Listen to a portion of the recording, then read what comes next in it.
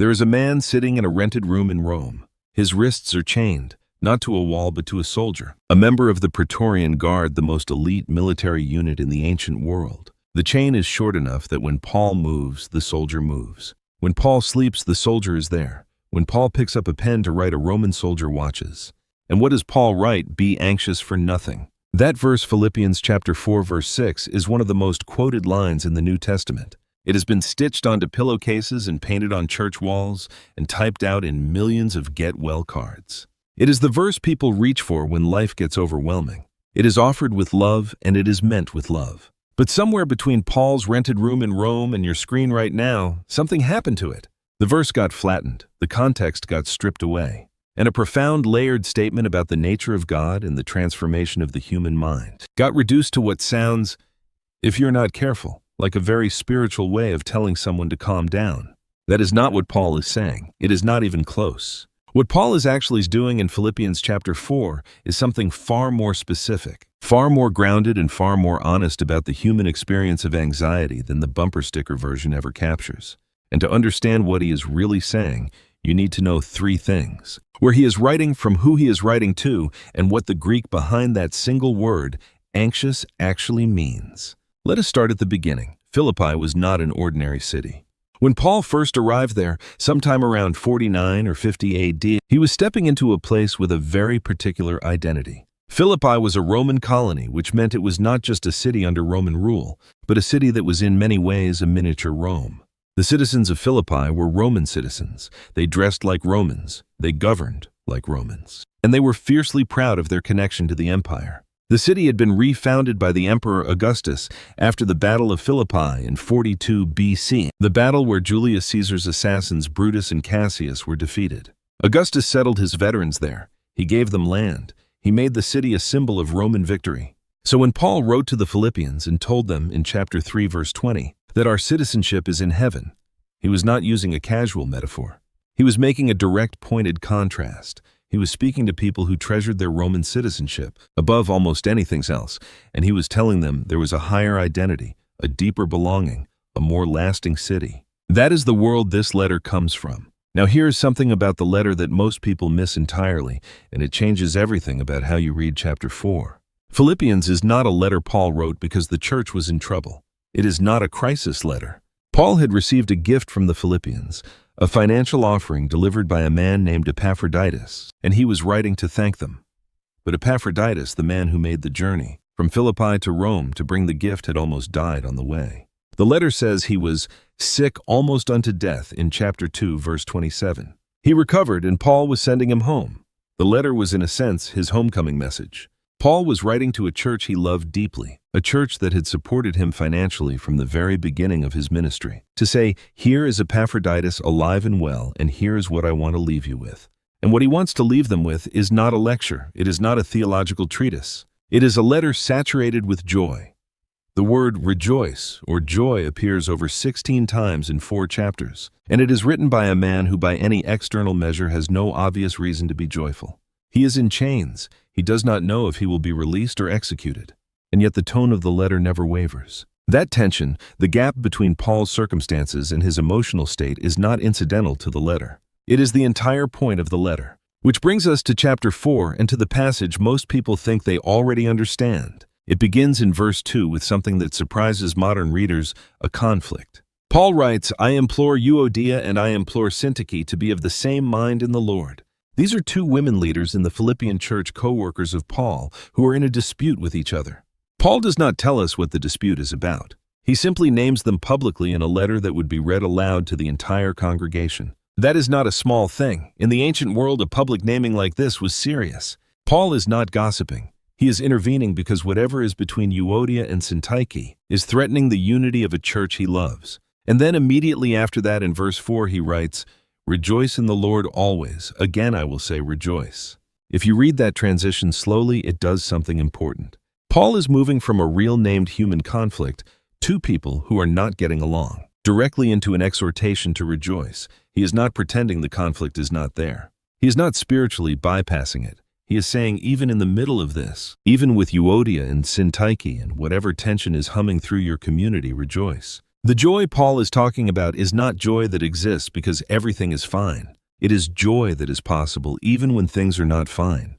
There is a difference, and it is enormous. Then in verse 5, he adds something that gets skipped over almost every time. Let your gentleness be known to all men. The Lord is at hand. That phrase, the Lord is at hand, is actually the foundation for everything Paul is about to say. The Greek word translated at hand is engus, and it carries two overlapping meanings. It means near in time, the Lord is coming soon, and it means near in presence, the Lord is close. Paul is not just offering comfort, he is establishing a theological premise. Whatever anxiety you are carrying, carry it in the awareness that God is not far away and not far off. He is present. He is near. That changes the geometry of worry. And then Paul writes verse 6, "Be anxious for nothing, but in everything by prayer and supplication with thanksgiving, let your requests be made known to God." Here is where we need to slow down, because the Greek does significant work that the English translation cannot fully carry. The word translated "be anxious" is merimnaō. It comes from the root merimnaō. And that word is not a gentle word. It is not describing a mild concern or a passing worry. The word carries the sense of a divided mind from merimnaō, meaning to divide, and naos, meaning mind. To be anxious in the Greek is to have your mind pulled in two directions at once. It is the internal experience of being stretched between what is and what you fear might be. It is not calm reflection on a difficult situation. It is the inability to stop your mind from running toward the worst possibility over and over against your will. If you have ever laid awake at 2 a.m. running through a scenario you cannot stop replaying, the Greeks had a word for that, and Paul is addressing that exact experience. Now here is what most people miss. This is not the first time merimnaō appears in the New Testament. Jesus uses the same word in Matthew chapter 6, verses 25 through 34. The famous "do not worry about tomorrow" passage. He uses it 6 times in 10 verses. Do not be anxious about your life. Do not be anxious saying, "What shall we eat?" Do not be anxious about tomorrow. Jesus is circling the same experience. The divided mind, the mental stretching between present reality and feared future. And what he offers as the antidote is almost exactly what Paul will offer 3 decades later. The awareness of a Father who knows what you need, the invitation to look at creation and see a God who provides. Paul is not inventing a new idea in Philippians 4. He is inheriting a tradition that goes back to Jesus, and behind Jesus to the Psalms. Psalm 55 verse 22. Cast your burden on the Lord and he shall sustain you. The Hebrew word translated burden there is yehab, what you are given, what has been placed on you. 1 Peter chapter 5 verse 7 echoes it almost word for word, casting all your care upon him for he cares for you. The Greek word Peter uses for care is merimnaō, the same root. This is a through line from the Hebrew poets, through Jesus, through Paul, through Peter, all addressing the same human experience of mental and emotional burden, all offering the same direction, cast it outward toward God instead of holding it inward until it divides you. But Paul does not just say let it go, he tells you what to do with it. Verse 6 again, in everything by prayer and supplication with thanksgiving, let your requests be made known to God. There are 3 Greek words here that deserve careful attention, phroureō deesis and eucharistia. Phroureō is the general word for prayer, the broad term for communication with God. Deesis is more specific. It is petition, a specific request, something you are bringing before God because you genuinely need it. And eucharistia is thanksgiving, the word from which we get the Eucharist. The instruction is not simply pray more. It is structured. Bring your specific requests with thanksgiving in the context of general prayer. That word eucharistia is doing something theologically important. Paul is not saying be thankful because things are not as bad as they could be. He is saying gratitude is not the result of answered prayer. It is the posture you bring into prayer before the answer comes. You approach God already in a posture of thanksgiving, not because you feel thankful in the moment, but because you are orienting yourself toward the character of a God you have already found trustworthy. You are choosing deliberately to remember what he has already done as you bring him what you cannot yet see resolved. Think about what that does to the anxious mind. Anxiety by its nature is future-oriented. It lives in what has not happened yet, what might go wrong, what you cannot control. Thanksgiving is the opposite movement. It is a return to what has already been. It grounds you in the past provision of God as a basis for trusting the future provision of God. Paul is not giving a coping technique. He is giving a theological practice. And then verse 7, and the peace of God which surpasses all understanding will guard your hearts and minds through Christ Jesus. The Greek word translated guard is phroureō, and this is where Paul's location becomes almost poetic.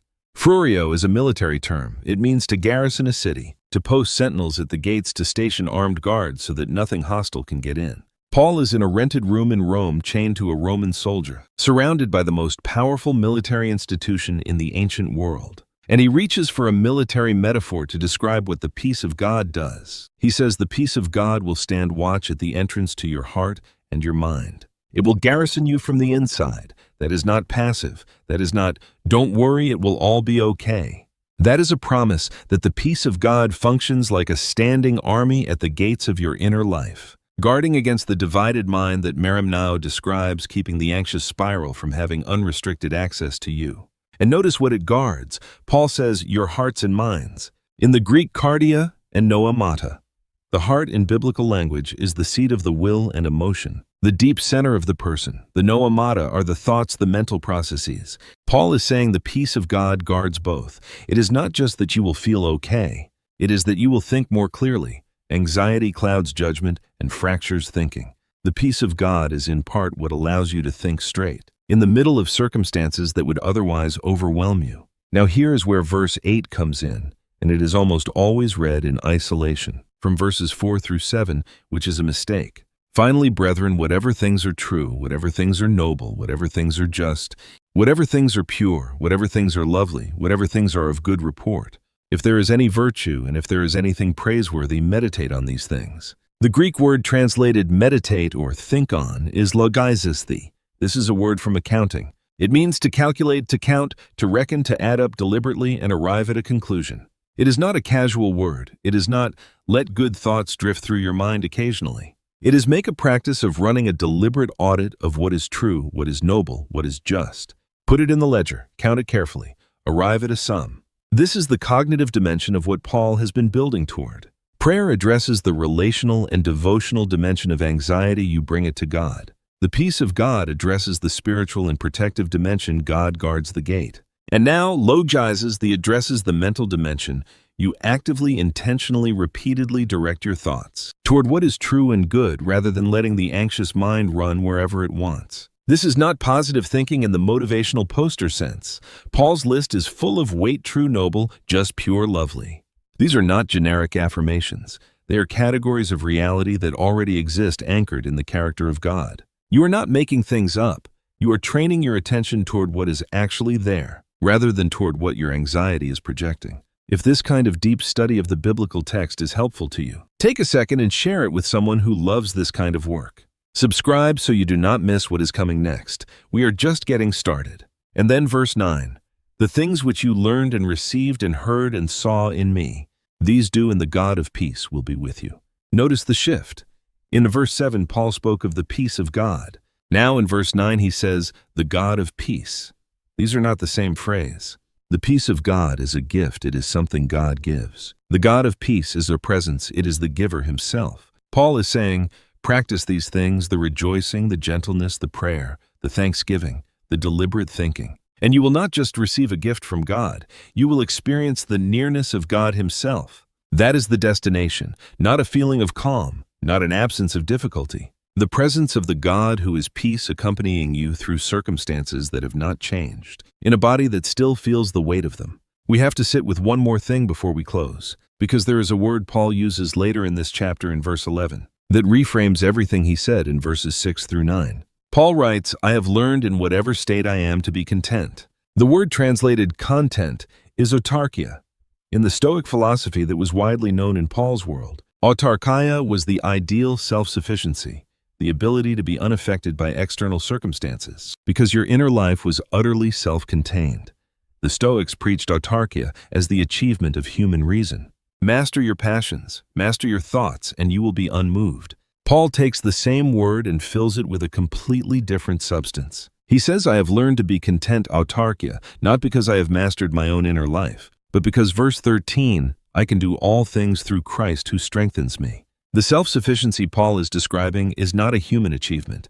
It is a dependent sufficiency. It is the stability that comes not from needing nothing, but from having access to someone who supplies everything. That is a different thing entirely. It is not Stoic detachment. It is Christian dependence. And that distinction matters enormously when we come back to be anxious for nothing, because the command is not be stronger. It is not think better thoughts through sheer willpower. It is bring it to God, receive His peace, practice the deliberate mental audit of what is true, and discover that the God of peace Himself shows up. So what does all of this mean for you right now? First, it means the verse is not a command to stop feeling anxious. Paul does not tell the Philippians to simply stop the experience of anxiety by willpower. He gives them a practice. He gives them a direction, prayer, thanksgiving, deliberate attention to what is true. The presence of anxiety is not a sign that you lack faith. The Philippians were real people in a real community with a real conflict between Euodia and Syntyche, and a dear friend who had almost died on a journey, and a beloved leader sitting in chains who might not survive. They had reasons for anxiety. Paul does not deny that. He gives them a path through it. Second, it means the peace Paul is describing is not emotional numbness. It surpasses all understanding, and the Greek word translated surpasses is phroureō, which means to hold oneself above to exceed the capacity of. The peace of God exceeds your ability to account for it rationally. You will not always be able to explain why you are at peace in the middle of what you are carrying. That inexplicability is not a sign that something is wrong. It is a sign that you are receiving something from outside yourself, something that your own mind could not have generated. And maybe the part that stays with me most is this. Paul writes this letter from a chain. He is not writing from the other side of his trouble. He is writing from the middle of it. He does not know when or how his imprisonment will end. He says so in chapter 1, verses 19 through 24.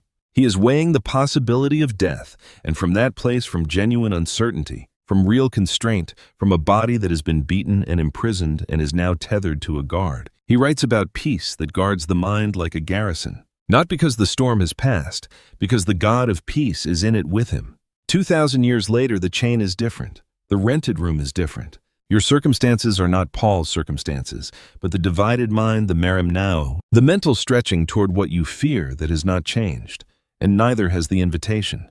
Bring it to God. Bring it with thanksgiving. Let your requests be known, and let the peace of God, which exceeds anything you can reason your way into, stand guard over the places in you that anxiety is trying to occupy. The invitation is still open.